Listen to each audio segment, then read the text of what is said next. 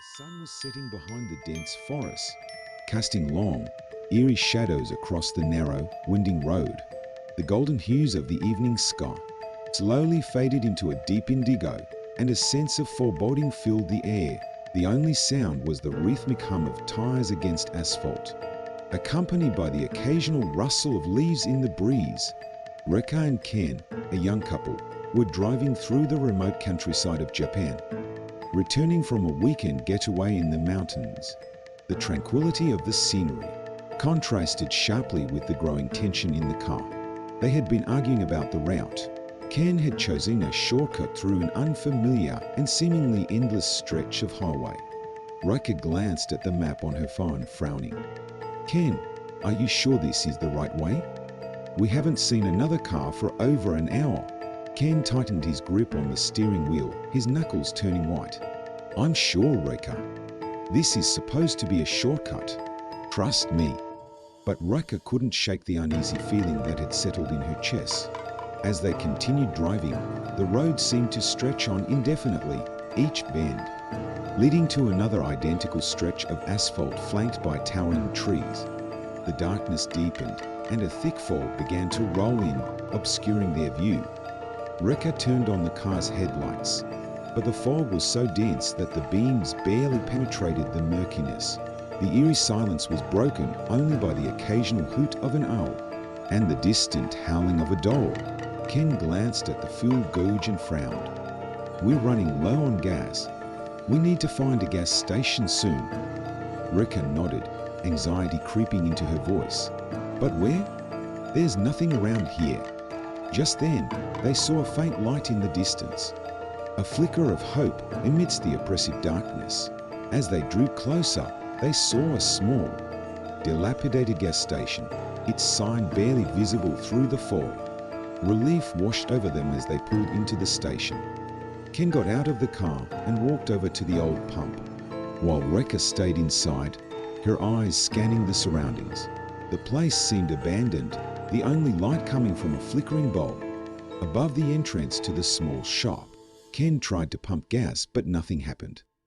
He cursed under his breath and walked towards the shop, hoping to find someone inside. The door creaked as he pushed it open, and the smell of mildew hit him immediately. The interior was dimly lit, shelves covered in dust and cobwebs. An old man sat behind the counter, his face hidden in the shadows. "Excuse me," Ken called out. "Is the pump working? We're running low on gas." The old man looked up slowly, his eyes gleaming strangely in the dim light. "The pump works," he said in a raspy voice, "but you'll need to pay first." Ken nodded, pulling out his wallet. As he handed over the money, he noticed the man's hands were unusually cold. The old man handed him a rusty key. "Use this to start the pump." Ken took the key and hurried back to the car. He inserted the key into the pump and turned it. The pump roared to life, and he quickly filled the tank. Reka watched him from inside the car, her unease growing. Something about this place felt off. Once the tank was full, Ken returned the key to the old man and hurried back to the car. "Let's get out of here," he said, sliding into the driver's seat. As they pulled away from the gas station, Reka glanced back and saw the old man standing in the doorway, watching them with an unreadable expression. The fog grew thicker as they continued down the highway, and the road seemed to stretch on forever. The sense of unease that had been simmering in the background now felt almost palpable. Reka tried to distract herself by fiddling with the radio, but all she could find was static. Ken's grip on the steering wheel tightened, his eyes fixed on the road ahead. They drove in silence for what felt like hours, the monotony of the endless highway pressing down on them. Reka's eyes grew heavy, and she struggled to stay awake. Just as she was about to doze off, she saw something in the fog ahead. "Ken, look!" Ken squinted, trying to make out the shape. It was a figure standing in the middle of the road. He slammed on the brakes, the car skidding to a stop just inches from the figure. It was a woman dressed in white, her long black hair hanging limply around her face. She didn't move, didn't react to the car's headlights shining on her. Rekka's heart pounded in her chest. Who is she? What's she doing out here? Ken shook his head, his eyes wide with fear. I don't know. Should we help her? Rekka hesitated, her instincts screaming at her to stay in the car. But something in the woman's eyes, a pleading, desperate look compelled her to act. She opened the door and stepped out, her breath visible in the cold night air. Are you all right? She called out, her voice trembling. The woman didn't respond, just stood there, staring at her. Ken got out of the car and joined Rekka. Miss, do you need help? The woman finally moved, lifting her head to reveal hollow, empty eyes. Rekka gasped, stepping back. Ken, something's not right. Ken reached out, trying to touch the woman's arm. But his hand passed right through her. He stumbled back, his face pale. Geez, she's not real. The woman opened her mouth, and a chilling wail filled the air. The fog thickened, swirling around them, and the temperature dropped sharply. Rekka and Ken scrambled back into the car, slamming the doors shut. Ken floored the accelerator, the tires screeching as they sped away. The woman's wail followed them, growing louder and more desperate. The road seemed to twist and turn, the fog distorting their surroundings. Rekka clutched the seat, her knuckles white. Ken, we need to get off this road. Now. Ken nodded, his eyes wild with fear. But no matter how many turns they took, the road never changed. It was as if they were trapped in a never-ending loop. The woman's wail faded into the distance, but the sense of dread lingered. Rekka glanced at the clock on the dashboard, but the numbers were jumbled, meaningless. Ken, what's happening? This can't be real. Ken shook his head, his voice barely a whisper. I don't know, Rekka. I don't know. As they drove on, the road seemed to stretch into infinity, the fog, thickening with every passing moment. Their breaths came in ragged gasps, the fear overwhelming them. The headlights of the car barely penetrated the darkness, casting long, eerie shadows that danced on the edges of their vision. Suddenly, the car sputtered and the engine died. Ken cursed, frantically turning the key, but the engine wouldn't start. Rekka's heart raced, panic setting in. What do we do now? Ken shook his head, his face pale and drenched in sweat. I don't know. I don't know. They sat in silence, the oppressive darkness closing in around them. The fog seemed to seep into the car, chilling them to the bone. Just as they were about to give up hope, they saw headlights approaching from the opposite direction. A car was coming towards them. Ken and Rekka waved frantically, desperate for help. The car slowed down and stopped beside them. The driver, a middle-aged man, rolled down his window. Are you two all right? Ken nodded, relief flooding his face. Our car broke down. Can you help us? The man nodded. Sure. Hop in. I'll give you a ride to the nearest town. Ken and Rekka grabbed their belongings and got into the stranger's car. As they drove away, Rekka glanced back at their car, now barely visible through the fog. The sense of unease lingered, but for the first time in hours, they felt a glimmer of hope. The man's car was warm, the hum of the engine soothing. He introduced himself as Mr. Tanaka, a local who knew the area well. You two are lucky I came along, he said, glancing at them in the rearview mirror. This road can be dangerous at night. Rekka and Ken exchanged uneasy glances. What do you mean? Ken asked. Mr. Tanaka's expression grew serious. Many people have gone missing on this road. They say it's cursed. Rekka's heart skipped a beat. Cursed, Mr. Tanaka nodded. There's a legend about a woman who died here many years ago. They say her spirit haunts the highway, trapping anyone who ventures too far. Ken's face paled. We saw her. Mr. Tanaka's eyes widened. You saw her? Rekka nodded, her voice trembling. She was standing in the middle of the road. We almost hit her. Mr. Tanaka's grip on the steering wheel tightened. You're lucky to be alive. Most people who see her never make it out. The rest of the drive was filled with tense silence, the weight of Mr. Tanaka's words hanging over them. They finally reached a small town, its lights a welcome sight after the endless darkness. Mr. Tanaka dropped them off at a local inn, refusing to take any money for his trouble. "Just be careful," he said as they got out of the car, "and stay away from that highway." Reka and Ken checked into the inn, grateful for the warmth and safety of their room. But the events of the night weighed heavily on their minds.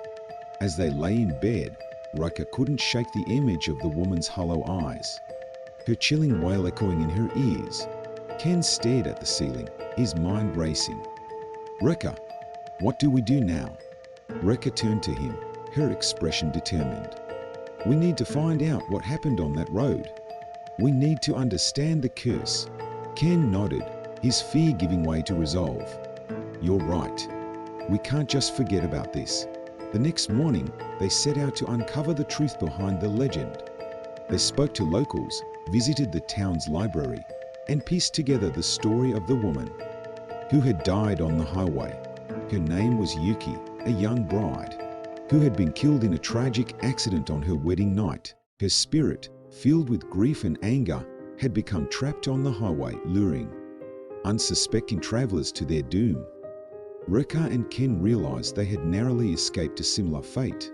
They decided to hold a memorial for Yuki, hoping to put her spirit to rest. They returned to the highway, armed with offerings and prayers.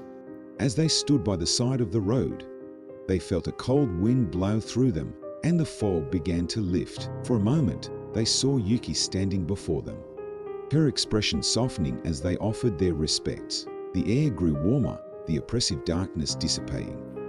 Reka and Ken knew they had done the right thing. They left the highway behind, vowing never to return. But the memory of that night would stay with them forever, a chilling reminder of the power of the supernatural. As they drove away, the road seemed less menacing, the shadows less threatening. They had faced their fear and come out the other side, forever changed by their encounter with the endless highway. The sun rose slowly over the small town, casting a golden glow on the quaint houses and narrow streets. Reka and Ken sat at a wooden table in the inn's cozy dining room, sipping hot tea and discussing their plan for the day. The events of the previous night were still fresh in their minds, and a heavy sense of responsibility hung over them. "We need to find out everything we can about Yuki," Reka said, her voice determined. Ken nodded, his eyes scanning the room, as if expecting the ghost to appear at any moment. "We should start with the local library. Maybe there's something in the town's records about her." After finishing their breakfast, they headed to the library, a small building nestled between two larger ones on the main street. The librarian, a kind elderly woman named Mrs. Takahashi, greeted them warmly.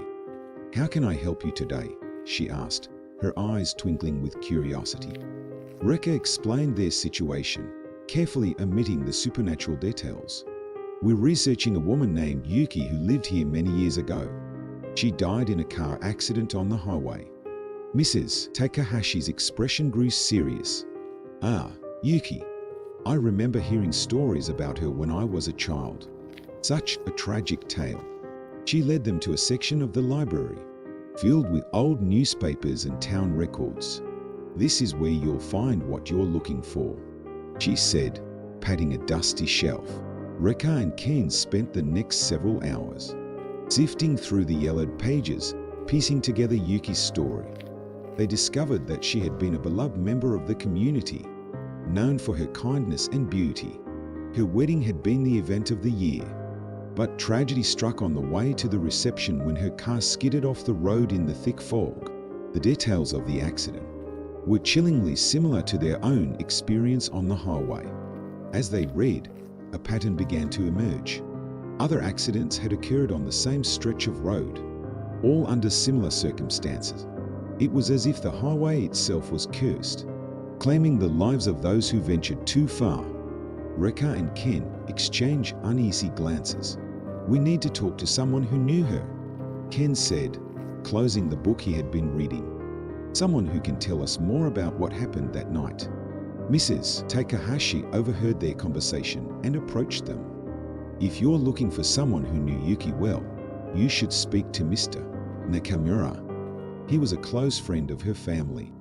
She gave them directions to his house, a small cottage on the outskirts of town. They thanked her and set off, the weight of their mission heavy on their shoulders. Mr. Nakamura's house was a modest, traditional Japanese home, surrounded by a well-tended garden. The elderly man greeted them at the door, his face lined with age and wisdom. Mrs. Takahashi had called ahead to let him know they were coming, and he welcomed them inside with a nod. They sat in his living room, the walls adorned with family photos and mementos from a long, fulfilling life. Yuki was like a daughter to me, Mr. Nakamura said, his voice tinged with sadness. Her death was a great loss to all of us. Reka and Ken listened intently as he recounted stories of Yuki's childhood, her laughter, and the joy she brought to those around her. But when he spoke of her death, his expression grew dark. The night she died, there was something strange, he said, his voice lowering to a whisper. The fog was unnaturally thick, and there were no other cars on the road. It was as if the highway itself had swallowed her up. Reka and Ken exchanged a glance, their suspicion confirmed. Do you believe the road is cursed? Reka asked, her voice barely above a whisper. Mr. Nakamura sighed, his eyes distant. I don't know what to believe, but I do know that many have suffered the same fate as Yuki. It's as if her spirit is trying to warn others to keep them from meeting the same end. They thanked Mr. Nakamura for his time and left, their minds buzzing with questions and possibilities. As they walked back to their car, Ken turned to Reka. We need to find a way to put her spirit to rest, to break the curse once and for all. Reka nodded, determination hardening her features. Let's visit the site of the accident. Maybe there's something there that can help us. The drive to the highway was tense, the memory of their encounter with Yuki fresh in their minds. They parked near the spot where the accident had occurred, the road, eerily silent in the midday sun. Reka and Ken stepped out of the car and walked to the edge of the highway, their eyes scanning the surroundings for any sign of the supernatural. The air was still, the only sound the distant hum of cicadas. As they stood there, a sudden chill swept over them, and the fog began to roll in once more. Reka's heart raced as she felt a presence nearby. Ken, do you feel that? Ken nodded, his eyes wide with fear. It's her. They turned to see Yuki standing on the road, her expression a mix of sorrow and desperation. Reka took a step forward, her voice trembling. Yuki, we want to help you. We want to put your spirit to rest. Yuki's eyes locked onto Reka's, and for a moment, the fog seemed to thicken, the air growing colder. But then something changed. Yuki's expression softened, and she raised her hand, pointing towards a small shrine hidden among the trees by the side of the road. Reka and Ken followed her gaze and saw the shrine, its wood weathered and ancient. They approached it cautiously, the air around them heavy with anticipation. The shrine was simple, adorned with faded flowers and offerings from years past. As they knelt before it, Reka felt a sense of peace wash over her. She closed her eyes and whispered a prayer, hoping to reach Yuki's spirit. Ken joined her, their voices blending into a harmonious plea for forgiveness and release. The fog began to lift, the oppressive atmosphere dissipating. When they opened their eyes, Yuki was gone, her presence replaced by a sense of calm. Reka and Ken stood, feeling a weight lifted from their shoulders. They had done what they could to honor Yuki's memory and hoped it would be enough to break the curse. As they drove back to the inn, the sun setting behind them, they felt a sense of closure. The road no longer seemed menacing, the shadows less threatening. But they knew they would never forget their encounter with the endless highway and the ghosts who had guided them to the truth. The next day, they decided to visit the town's temple to speak with the priests. They wanted to ensure that Yuki's spirit was at peace and that the curse had truly been lifted. The temple was a serene place, its gardens meticulously maintained, and the air filled with the scent of incense. The priest, a wise and gentle man named Father Sato, welcomed them and listened to their story with a thoughtful expression.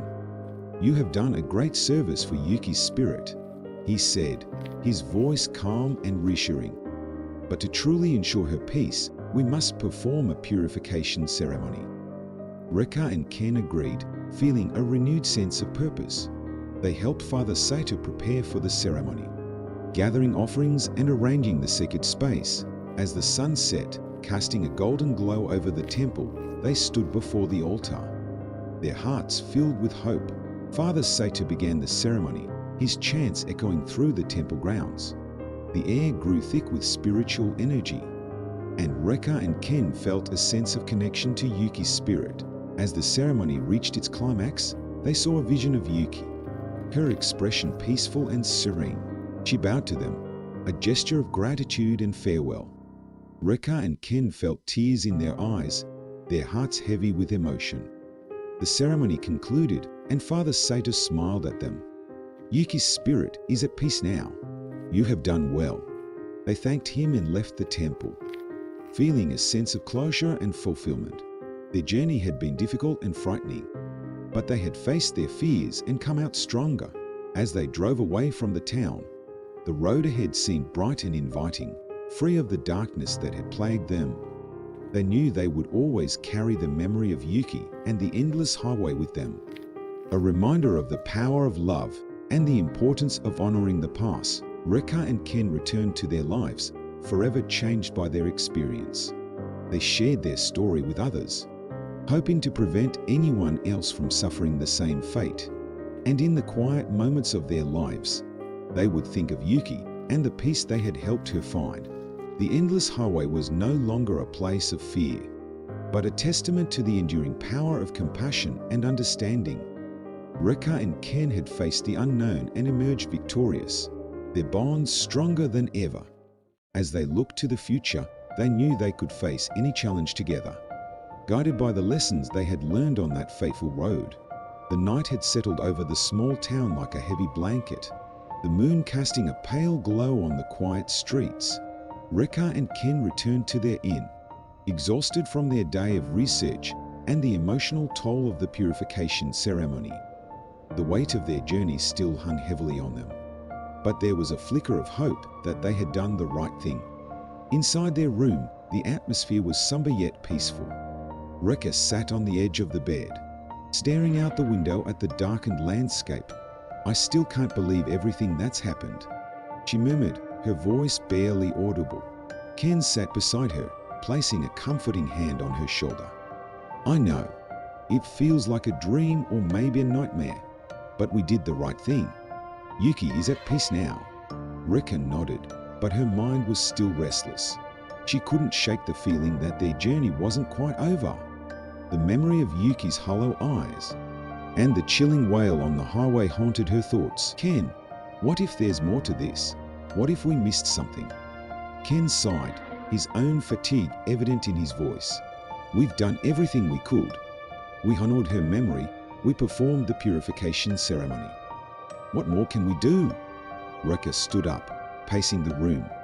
"I don't know, but I feel like there's something we haven't uncovered yet. Something that ties everything together." Ken watched her, concern etched on his face. "We can't keep digging forever, Reka. At some point, we have to let go." Reka stopped, turning to face him. "But what if letting go means someone else falls victim to the curse? What if there's another way to stop it for good?" Ken stood up and walked over to her, taking her hands in his. "We'll figure it out together. But for now, we need rest. We've been through a lot and we need to recharge." Reka nodded, though the unease still gnawed at her. She knew Ken was right, but the unanswered questions lingered in the back of her mind. They lay down together, the fatigue of their ordeal finally catching up to them. Sleep came fitfully, filled with dreams of foggy highways and ghostly apparitions. Morning came all too soon, the light of dawn filtering through the curtains. Reka awoke with a start, her heart pounding from a nightmare she couldn't quite remember. Ken stirred beside her, groaning as he sat up. "Another restless night?" Reka nodded, rubbing her eyes. Yeah, I can't shake this feeling, Ken. Something's still not right. Ken sighed, running a hand through his hair. Let's go for a walk. Clear our heads. Maybe we'll find some clarity. They dressed quickly and headed out into the crisp morning air. The town was just beginning to wake up, shopkeepers opening their doors and early roses strolling along the streets. The quiet beauty of the morning was a stark contrast to the darkness that had enveloped their journey so far. As they walked, they found themselves drawn to the outskirts of town, where the dense forest loomed. The highway that had brought them so much terror was just beyond the trees, a silent reminder of their ordeal. Rekka stopped, her eyes fixed on the forest. Ken, I think we need to go back to the place where it all started. Ken frowned, his brow furrowing in concern. You mean the highway? Why? Rekka took a deep breath, steeling herself. I don't know, but I feel like we missed something important, something that can help us understand the curse. Ken hesitated, then nodded. All right, but we need to be careful. We don't know what we might find. They turned back towards the highway, the path through the forest eerily quiet. As they walked, the trees seemed to close in around them, the sunlight barely penetrating the thick canopy. The sense of unease grew with every step, the memory of Yuki's ghostly figure haunting their thoughts. When they finally reached the highway, the sight of the deserted road sent a chill down their spines. The fog that had plagued them before was gone, but the air was still heavy with a sense of foreboding. Rekka and Ken stood at the edge of the road, staring into the distance. Do you feel that? Rekka whispered, her voice trembling. Ken nodded, his eyes scanning the horizon. Yeah, it's like the air is charged with something dark. They walked along the highway, their footsteps echoing in the stillness. The memories of their previous encounters with Yuki's spirit were vivid in their minds, each step a reminder of the terror they had faced as they approached the spot where the accident had occurred. Rekka's heart began to race. She could almost see the ghostly figure of Yuki standing there, her eyes filled with sorrow and desperation. Ken, look. Ken followed her gaze, his eyes widening. There, by the side of the road, was the small shrine they had visited before. But something was different. The offerings they had placed were gone, replaced by new ones. Fresh flowers, incense, and a small wooden plaque inscribed with a name. Someone's been here, Ken said, his voice low. Rekka nodded, her mind racing. But who? And why? As they approached the shrine, a figure stepped out from behind the trees. An elderly woman, her face lined with age and wisdom, stood before them.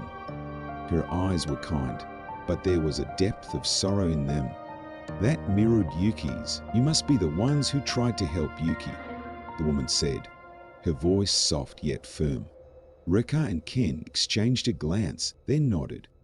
Yes, Rekka said. We performed a purification ceremony to put her spirit to rest. The woman smiled, though it was tinged with sadness.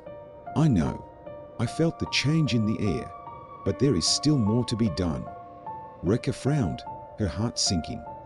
What do you mean? We thought we had ended the curse. The woman shook her head.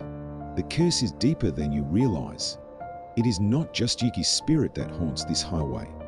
There are others, victims of the same tragedy that claimed her life.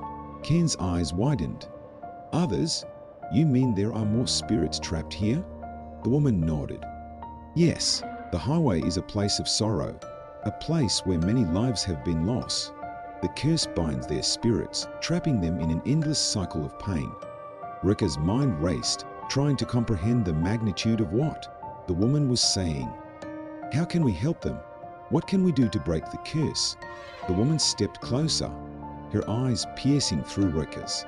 You must find the source of the curse, the one who first brought this darkness to the highway. Only then can you free the trapped spirits and end the cycle. Ken's face hardened with determination. Where do we start? How do we find this source? The woman pointed to the forest beyond the highway. There is an old shrine deep within the woods. It is said to be the origin of the curse. You must go there and confront the darkness that resides within. Rekka and Ken exchanged a glance, their resolve firming. Thank you, Rekka said, her voice filled with gratitude. We will do whatever it takes to end this. The woman nodded, her expression softening. Be careful. The path is treacherous, and the darkness within the shrine is powerful. But I believe you have the strength to overcome it. With those words, she turned and walked back into the forest, leaving Rekka and Ken standing by the highway. They took a deep breath, steeling themselves for the journey ahead. The path through the forest was overgrown and difficult to navigate, the underbrush thick and unyielding. The air grew colder the deeper they ventured, the sunlight barely penetrating the dense canopy above. As they walked, the sense of unease grew stronger, the darkness closing in around them. Rekka could feel the weight of the curse pressing down on her, the sorrow and pain of the trapped spirit seeping into her very soul. Ken, do you feel that? She asked, her voice trembling. Ken nodded, his face pale. Yeah, it's like the air is getting thicker. We're getting close. They pushed forward, their determination unwavering, despite the fear that gnawed at them. After what felt like hours, they finally reached a clearing. In the center stood an ancient shrine, its wood weathered and covered in moss. The air around it was heavy with a palpable sense of malevolence. Rekka and Ken approached the shrine cautiously, their hearts pounding in their chests. The darkness that emanated from the shrine was almost tangible, a thick, oppressive presence that seemed to wrap around them. This is it, Rekka whispered, her voice barely audible. Ken nodded, his eyes fixed on the shrine. Let's end this. They knelt before the shrine, their hands clasped in prayer. The air grew colder, the darkness pressing in on them from all sides. As they prayed, a sudden gust of wind swept through the clearing, extinguishing the small flame of the offering candle. Rekka and Ken opened their eyes, their hearts racing. Before them stood a figure shrouded in darkness.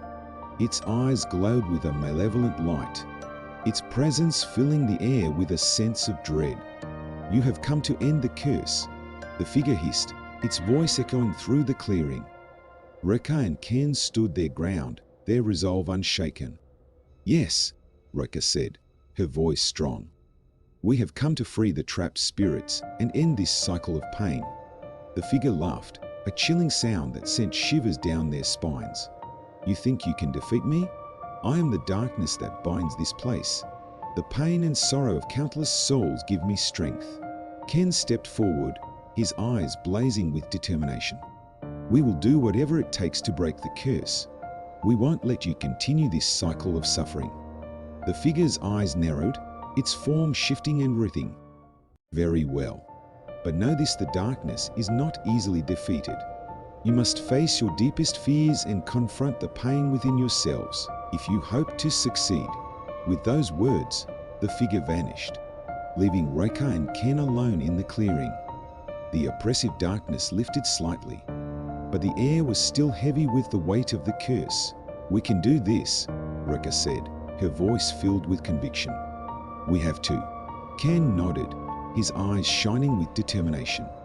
Together, they knelt once more before the shrine, their hearts and minds focused on their goal. As they prayed, the air around them grew colder, the darkness closing in once more. But this time, they were ready. They felt the presence of the trapped spirits, their pain and sorrow washing over them. But instead of being overwhelmed, they drew strength from their resolve to end the suffering. As their prayers intensified, the darkness began to waver, its grip on the shrine weakening.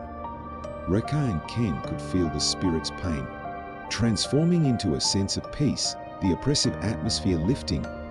The figure of darkness reappeared, its form flickering and unstable. You cannot defeat me, it hissed, its voice filled with desperation. Rekka stood, her eyes blazing with determination. We already have. With those words, the darkness shattered, the oppressive presence dissipating into the air. The clearing was filled with a sense of peace and tranquility. The weight of the curse lifted. Rekka and Ken stood together, their hearts filled with relief and triumph. They had faced their deepest fears and emerged victorious, breaking the cycle of suffering that had plagued the highway for so long. As they walked back through the forest, the sunlight breaking through the canopy, they felt a renewed sense of hope and purpose. The memory of Yuki and the other trapped spirits would stay with them, a reminder of the power of compassion and determination. They had faced the darkness within and emerged stronger, their bond unbreakable. And as they left the forest behind, they knew they could face any challenge that lay ahead together. The quiet town of Kiyomizu seemed peaceful as dawn broke, casting a soft glow over its streets and homes. Reka and Ken awoke in their inn, the events of the previous day still fresh in their minds. Despite the sense of triumph they felt from breaking the curse, an underlying tension remained. Something told them their journey wasn't quite over. After breakfast, they walked through the town, their thoughts heavy.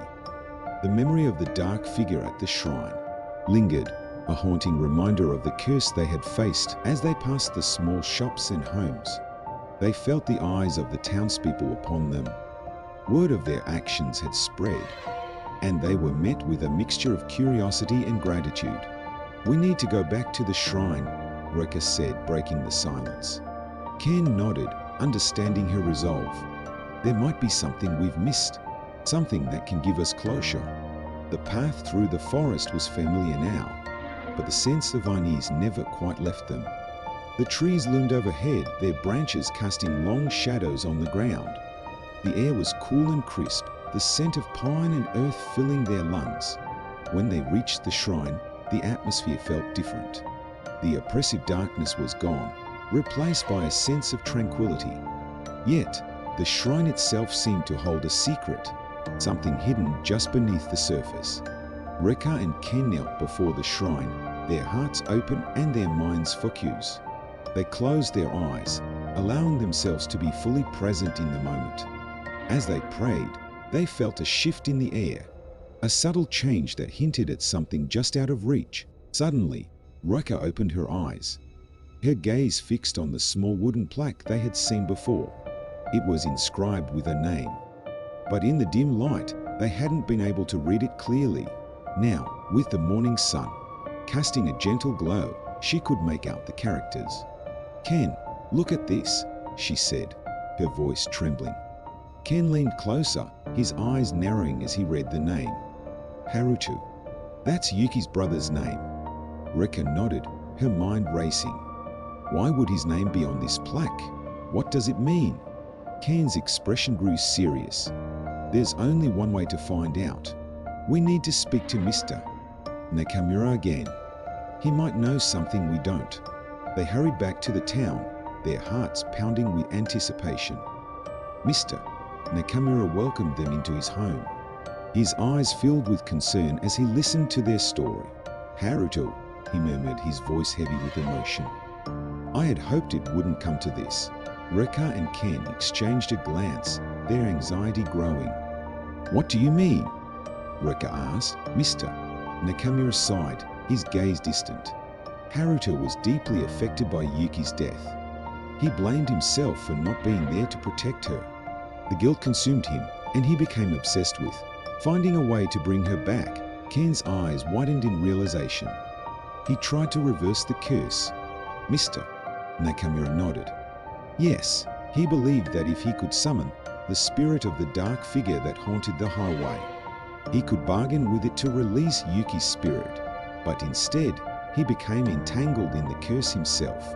Reka's heart ached with sympathy. "So Haruto's spirit is trapped as well?" Mr.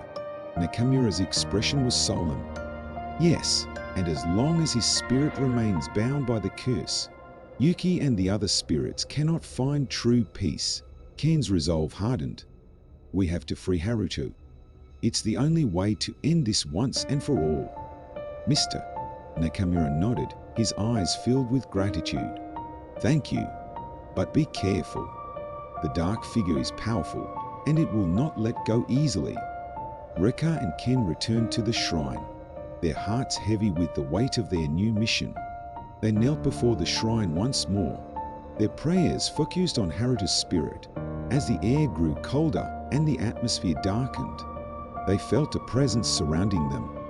The dark figure appeared, its eyes glowing with a malevolent light. "You have returned," it hissed, its voice echoing through the clearing. Rekka and Ken stood their ground, their resolve unwavering. "We know the truth," Rekka said, her voice strong. "We know about Haruto. Release his spirit and end this curse." The figure laughed, a chilling sound that sent shivers down their spines. "You think you can command me? I am the darkness that binds this place. Haruto's spirit belongs to me." Ken stepped forward, his eyes blazing with determination. "We won't leave until he's free. We'll do whatever it takes." The figure's eyes narrowed, its form shifting and writhing. "Very well. But know this: freeing Haruto's spirit will come at a great cost." Rekka and Ken exchanged a glance, their hearts filled with fear and determination. "What do we have to do?" Rekka asked, her voice trembling. The figure's form solidified, its eyes piercing through them. "You must face the darkness within yourselves. Only then will you have the strength to break the curse." Rekka and Ken nodded, their resolve firm. They closed their eyes, allowing themselves to be fully immersed in the moment. As they stood before the shrine, the darkness around them deepened, enveloping them in its cold embrace. The air grew thick with tension, and they felt a weight pressing down on their hearts. Rekka's mind was filled with images of Yuki's sorrowful eyes and Haruto's guilt-ridden face. She felt their pain as if it were her own, the weight of their emotions pressing down on her chest. Ken's thoughts were consumed by the memory of their encounters with the dark figure, the fear and despair it had instilled in them. He felt the weight of his own guilt and fear, the darkness within him threatening to overwhelm him. As they faced their deepest fears and insecurities, they felt a shift in the air. The darkness around them began to waver, its grip on their hearts weakening. Rekka and Ken opened their eyes, their gazes locked on the dark figure before them. "We will not let you continue this cycle of suffering," Rekka said, her voice filled with conviction. "We will free Haruto's spirit and end this curse." The figure's eyes blazed with fury, its form flickering and unstable. "You cannot defeat me," it hissed, its voice filled with desperation. Ken stepped forward, his eyes blazing with determination. "We already have." With those words, the darkness shattered, the oppressive presence dissipating into the air. The clearing was filled with a sense of peace and tranquility. The weight of the curse lifted. Before them stood Haruto's spirit, his eyes filled with gratitude and sorrow. "Thank you," he said, his voice barely a whisper. "You have freed me from the darkness." Rekka and Ken felt tears in their eyes, their hearts heavy with emotion. "We couldn't have done it without you," Rekka said, her voice trembling.